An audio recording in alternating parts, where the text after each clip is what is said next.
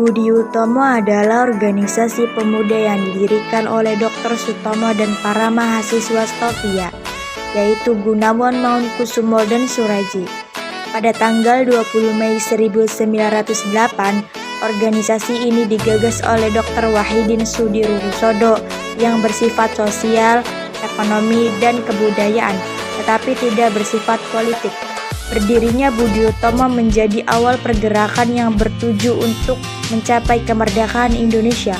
Walaupun pada awalnya organisasi ini hanya ditunjuk bagi golongan berpendidikan Jawa. Saat ini, tanggal berdirinya Budi Utomo diperingati sebagai Hari Kebangkitan Nasional.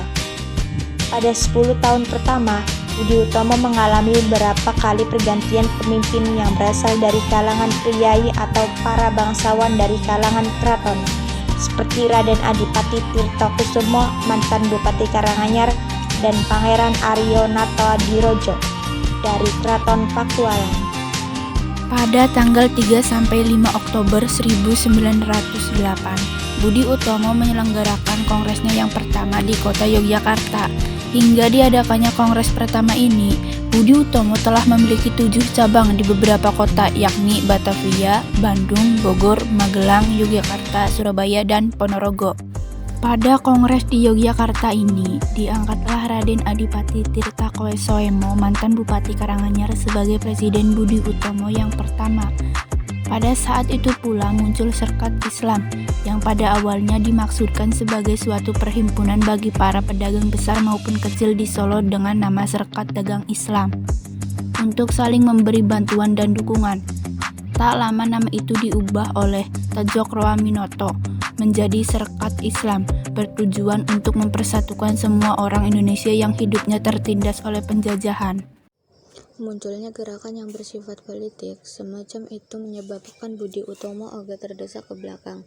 Kepemimpinan perjuangan orang Indonesia diambil alih oleh Sarekat Islam dan Indies Separatis karena dalam area politik Budi Utomo memang belum berpengalaman.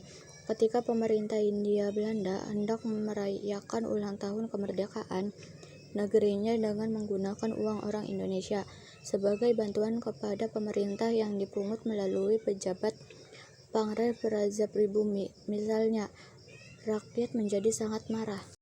Kemarahan itu mendorong Soewardi Suryaningrat yang kemudian bernama Ki Hajar Dewantara untuk menulis sebuah artikel, Als ik Nederland was, seandainya saya seorang Belanda, yang dimaksudkan sebagai suatu sindiran terhadap pihak Belanda. Tulisan itu pula yang menjebloskan dirinya bersama 2 teman dan pembelanya, yaitu Douwe Dekker dan Cipto Mangkonkoesemo, ke penjara oleh pemerintah Hindia Belanda. Namun sejak itu Budi Utomo tampil sebagai motor politik di dalam pergerakan orang-orang pribumi. Berbeda dengan Gunawan Mangunkusumo yang lebih mengutamakan kebudayaan dari pendidikan, Soewardi menyatakan bahwa Budi Utomo adalah manifestasi dari perjuangan nasionalisme. Menurut Soewardi, orang-orang Indonesia mengajarkan kepada bangsanya bahwa nasionalisme Indonesia tidaklah bersifat kultural, tetapi murni bersifat politik. Dengan demikian, nasionalisme terdapat pada orang Sumatera maupun Jawa, Sulawesi maupun Maluku.